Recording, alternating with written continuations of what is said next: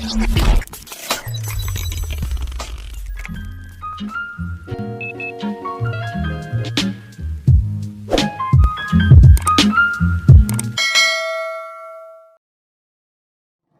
sahabat semua, kembali lagi bersama saya Felix Johannes Siregar di mata pelajaran IPA. Nah teman-teman, kali ini kita akan bahas materi energi dalam sistem kehidupan manusia. Teman-teman, apa yang diperlukan tubuh kita agar tubuh kita ini bisa beraktivitas nih? Kira-kira teman tahu nggak? Oke, sekarang coba perhatikan. Nah, mobil elektrik dapat berjalan itu disebabkan karena apa?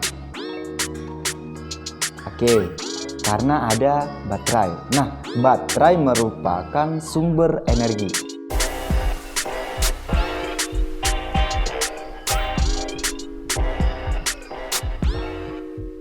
Teman-teman, ya pada dasarnya kita harus tahu dulu apa pengertian dari energi ini.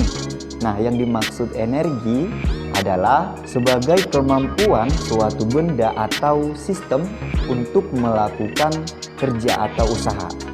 Nah, saat kita melakukan kerja, contohnya belajar, berlari, berolahraga, ya. Nah, di sini teman-teman, energi tadi tidak dapat dibentuk, ya, melainkan atau tidak bisa dibentuk atau dimusnahkan. Nah, melainkan apa?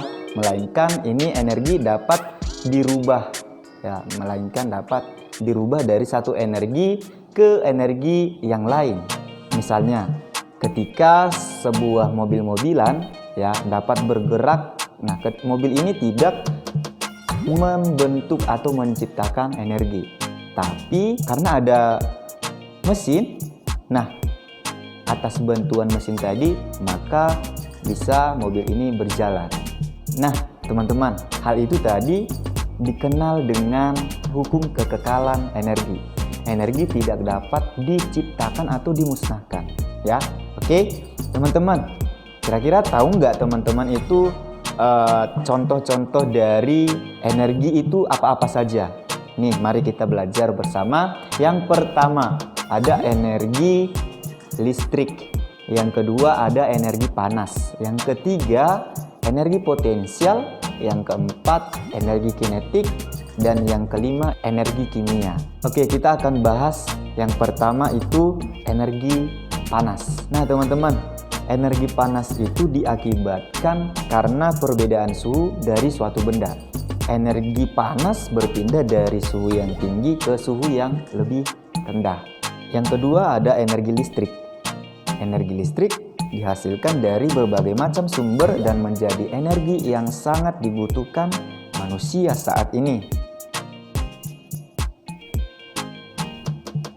Oke, kita bahas yang ketiga, energi kinetik. Energi yang dihasilkan karena adanya pergerakan. Energi kinetik tadi dikatakan karena adanya suatu pergerakan oleh suatu benda.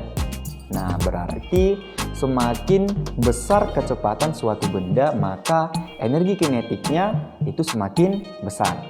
Nah, secara matematis bisa kita lihat ya, energi kinetik sama dengan setengah massa dikali kecepatan benda dikuadratkan. Nah, teman-teman, untuk satuan dari energi kinetik adalah joule. Nah, sekarang kita bahas energi potensial ya teman-teman. Nah, energi potensial itu adalah energi yang timbul karena perbedaan tinggi oleh suatu benda. Teman-teman, energi potensial gravitasi, ya kita bahas dulu energi potensial gravitasi. Energi potensial gravitasi yaitu energi yang dimiliki oleh suatu benda karena berada di atas permukaan bumi. Nah, semakin tinggi letak suatu benda, maka energi potensialnya juga semakin besar. Ya, dan sebaliknya.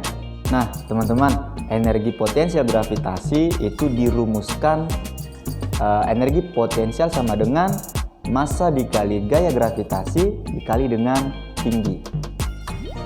Untuk satuan energi potensial ini sama ya seperti energi kinetik tadi, yaitu joule. Nah, coba perhatikan ilustrasi dari permainan roller coaster.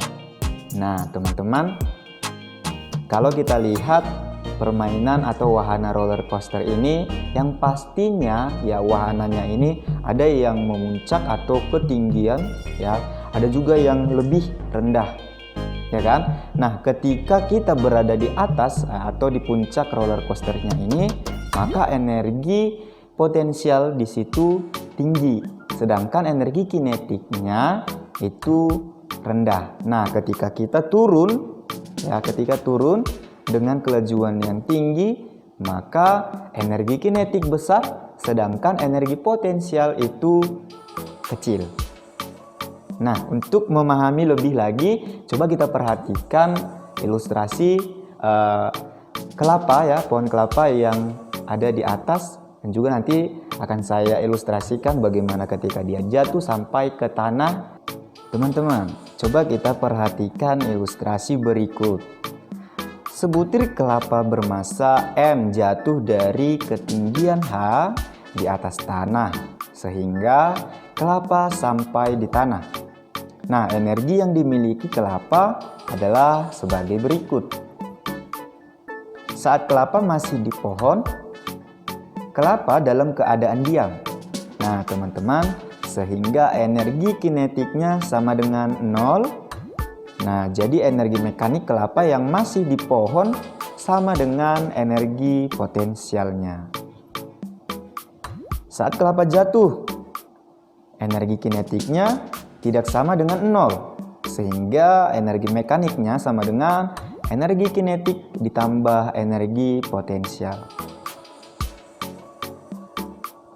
Saat kelapa sampai di tanah atau sudah jatuh ya sampai di tanah, nah, energi potensialnya sama dengan 0, sedangkan energi kinetiknya besar ya. Jadi energi mekanik kelapa sama dengan energi kinetiknya. Oke, sekarang kita simpulkan ya. Pada saat kelapa jatuh, terjadi perubahan energi dari energi potensial menjadi energi kinetik. Semakin mendekati tanah, energi kinetiknya bertambah, sedangkan energi potensialnya berkurang. Jumlah energi potensial dan kinetik pada setiap saat selalu tetap. Nah, energi mekanik besarnya sama dengan jumlah energi potensial dan energi kinetik. Ya, walaupun dalam keadaan yang berbeda.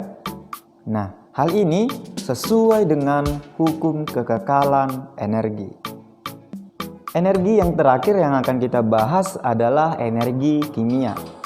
Nah, teman-teman, energi kimia itu adalah energi yang terkandung dalam suatu zat. Misalnya, makanan memiliki energi kimia. Nah, sehingga orang yang makan akan memiliki energi untuk melakukan aktivitasnya. Contoh energi lainnya adalah bensin yang mengandung energi kimia, sehingga dapat digunakan untuk menggerakkan mesin. Nah, teman-teman, itu tadi adalah materi energi dalam sistem kehidupan yang kita bahas pada pertemuan ini. Semoga materi yang saya sampaikan tadi membantu teman-teman dalam masa pembelajaran jarak jauh. Jangan lupa like, comment, share, and subscribe. Terima kasih, sampai jumpa.